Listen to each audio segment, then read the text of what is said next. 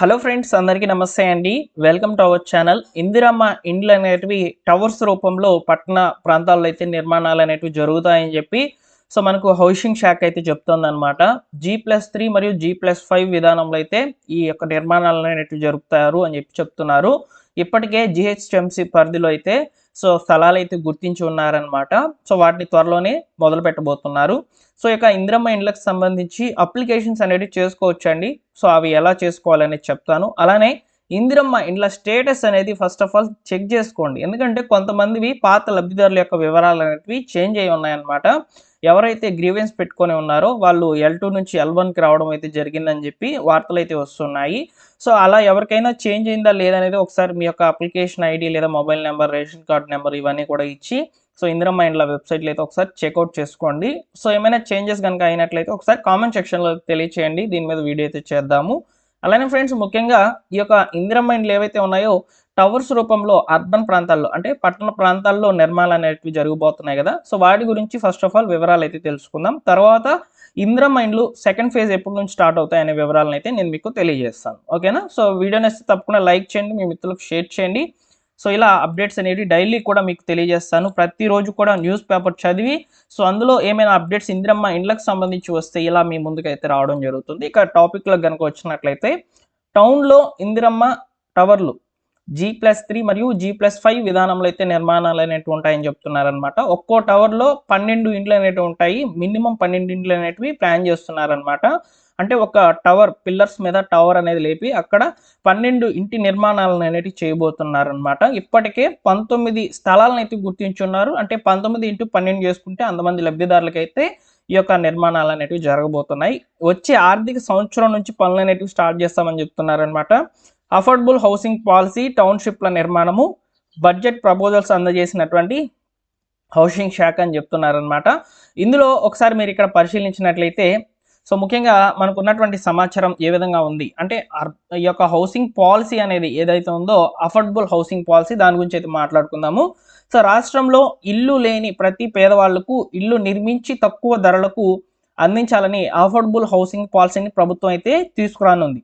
వచ్చే నెల నుంచి ప్రవేశపెట్టనున్నటువంటి బడ్జెట్లో అఫోర్డబుల్ హౌసింగ్ పాలసీ గురించి అయితే ప్రభుత్వం ప్రకటించనుంది. ఇప్పటికే డ్రాఫ్ట్ పాలసీ రెడీ అయితే అయ్యి ఉందన్నమాట. అంటే ఈ యొక్క ఎలా ఉంటుంది ఈ యొక్క హౌసింగ్ పాలసీ అనే దాని మీద ఒక డ్రాఫ్ట్ అయితే తీసుకొని ఉన్నారనమాట. దీన్ని బడ్జెట్లో అయితే ప్రవేశపెట్టేటప్పుడు ఈ యొక్క వివరాలు అనేవి తెలియజేస్తామని చెప్పి చెప్తుందన్నమాట. అయితే ఇక్కడ ఈ యొక్క అందరూ అధికారులు తీసుకున్నటువంటి నిర్ణయాల ప్రకారమే ఈ యొక్క అఫోర్డబుల్ హౌసింగ్ పాలసీ అనేది అమలు కాబోతుందని చెప్పి చెప్తున్నారనమాట. ఓకేనా? అదేవిధంగా వచ్చే ఆర్థిక సంవత్సరం నుంచి పనులు స్టార్ట్ చేస్తున్నారని చెప్తున్నారు కదా. ఇందులో ఒకసారి చూసుకున్నట్లయితే మనకు అర్బన్ ఏరియాలలో స్టార్ట్ చేయనున్నటువంటి యొక్క ఇందిరమ్మ టవర్లు ఏవైతే ఉన్నాయో ముందుగా GHMCలో స్టార్ట్ చేయాలని చెప్పి నిర్ణయాలు అయితే తీసుకున్నది ప్రభుత్వము. ఏప్రిల్ నుంచి GHMC పనులు స్టార్ట్ చేయనున్నట్లు అధికార వర్గాలు అయితే చర్చల్లోకి అయితే సాగుతుందన్నమాట. మనకు ఆర్థిక సంవత్సరం అంటే ఇప్పుడు ఫైనాన్షియల్ ఇయర్ అంటారనమాట. ఇది అకౌంట్స్ స్టూడెంట్స్కి అయితే బాగా తెలుసు. ఈ యొక్క ఏప్రిల్ నుంచి అయితే స్టార్ట్ అవుతుందండి. ఏప్రిల్ నుంచి బ్యాక్ టు మే వరకు అయితే వస్తుందన్నమాట. మార్చ్ 31 ఎండ్ అవుతుంది, ఏప్రిల్ 1 నుంచి స్టార్ట్ అవుతుంది ఆర్థిక సంవత్సరం అనేది. ఓకేనా? అయితే ఈ యొక్క అర్బన్ ఏరియాల్లో అర్హులు ఎక్కువగా ఉండి సొంత జాగా లేని వాళ్లకు ఇళ్ల నిర్మాణాలకు స్లమ్ ఏరియాలు మరియు ప్రభుత్వ స్థలాలు గుర్తించి వివరాలు అందజేయాలని జిల్లా కలెక్టర్లకు హౌసింగ్ శాఖ అయితే ఆదేశించింది. వీటి వివరాలు హౌసింగ్ శాఖకి అయితే చేరి ఉన్నాయి. నగర ప్రాంతాల్లో సొంత స్థలం లేని వేలాది మందికి ఈ యొక్క విధానం ద్వారా లబ్ధి చేకూరనుంది. ఒకే చోట వందలాది కుటుంబాలు నివసించేలా గ్రేటర్ కమ్యూనిటీ తరహాలో ఈ ప్రాజెక్టులు అనేవి ఉండబోతున్నాయి. ముఖ్యంగా మురికివాడల్లో నివసించే వారికి మెరుగైన జీవన ప్రమాణాలు కల్పించడమే ఈ టవర్ల నిర్మాణ ప్రధాన లక్ష్యం అని చెప్పి చెప్తున్నారనమాట. కొన్ని జిల్లాల్లో రెవెన్యూ పురపాలక అధికారులు సంఘం నగరంలోని మనకు వివిధ ప్రాంతాల్లో అనువైనటువంటి భూములపై సర్వే అయితే చేస్తున్నారు. ఒకే చోట GHMCలో 19 చోట్ల అయితే ఈ యొక్క ఇందిరమ్మ ఇండ్లు G+3 మరియు G+5 విధానంలో టవర్స్ అనేటివి ఏర్పాటు చేయబోతున్నారనమాట. గ్రౌండ్ ఫ్లోర్లతో పార్కింగ్కు స్థలం వదిలేసి ఒక్కో ఫ్లోర్లో 2 ఇళ్ళు చొప్పున టవర్లను 12 ఇళ్ల చొప్పున అయితే నిర్మించేందుకు అవకాశం అనేది ఇవ్వబోతున్నారనమాట.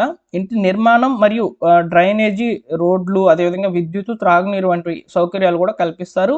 మౌలిక వసతులు మొత్తం కలిపి యొక్క ఇందిరమ్మ ఇండ్లు ఒక్కో ఇంటికి సంబంధించి 8 లక్షలు ఖర్చు అవుతాయని చెప్తున్నారనమాట.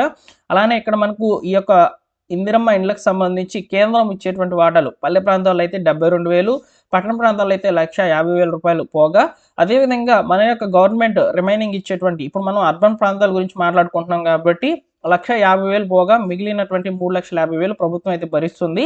ఇవి పోగా మిగిలిన 3,00,000 రూపాయలు కూడా అంటే 8,00,000 రూపాయలు అవుతుందని చెప్పి అంచనా వేశారు కదా! అవి ఎవరికైతే ఇందిరమ్మ ఇండ్లు అనేటివి శాంక్షన్ అవుతాయో వారికి లోన్స్ రూపంలో మెప్మా నుంచి అయితే తీసుకొస్తాము.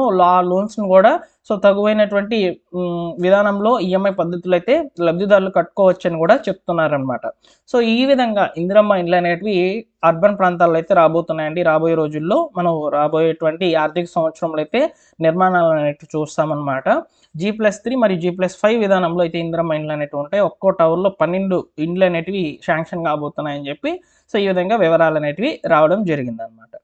బడ్జెట్‌లో అయితే ఈ యొక్క నిధుల కేటాయింపుకు సంబంధించి ఫైనాన్స్‌కు హౌసింగ్ అధికారులు ప్రపోజల్స్ అయితే పంపించి ఉన్నారు. త్వరలో హౌసింగ్ మంత్రి దగ్గర రివ్యూ చేపట్టి తర్వాత డిప్యూటీ సీఎం శాఖల అనివార్యంగా అయితే ఈ యొక్క ఇందిరమ్మ ఇండ్లకు సంబంధించినటువంటి ఈ యొక్క టౌన్‌లో ఇందిరమ్మ ఇండ్లకు సంబంధించి టవర్లు వీటి మీద అయితే పూర్తి వివరాలు అయితే రానున్నాయి. ఇందిరమ్మ ఇండ్లకు సంబంధించి ప్రస్తుతానికి ఉన్నటువంటి సమాచారం ఈ విధంగా అయితే ఉంది.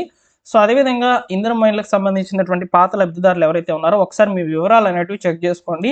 మీ యొక్క స్టేటస్ ఇందిరమ్మ ఇండ్ల స్టేటస్ అనేది L1లో ఉందా, L2లో ఉందా ఒకసారి చెక్ చేసుకొని మీరు ఒకసారి తెలియజేయవలసిందిగా కోరుతున్నాను. అలానే ఫ్రెండ్స్ ముఖ్యంగా మీరు ఫస్ట్ టైం మన ఛానల్ చూస్తున్నట్లయితే సబ్స్క్రైబ్ చేసుకోండి. ఈ విధంగా డైలీ కూడా ఇందిరమ్మ ఇండ్లకు సంబంధించి కాకుండా ప్రభుత్వ పథకాలకు సంబంధించి వచ్చేటువంటి అప్డేట్స్ అన్నిటిని కూడా నేను మీకోసం అయితే తీసుకువస్తూ ఉంటానన్నమాట. డైలీ కూడా న్యూస్ పేపర్స్ అనేవి చదువుతున్నాను మీకోసము. డైలీ కూడా కంటెంట్ అనేది వస్తుందన్నమాట. ఓకేనా? Thank you for watching. Video నచ్చితే లైక్ చేసి మీ మిత్రులకు అందరికీ కూడా షేర్ చేయండి. మరొక ఇంపార్టెంట్ వీడియోతో మీ ముందుకైతే వస్తాను.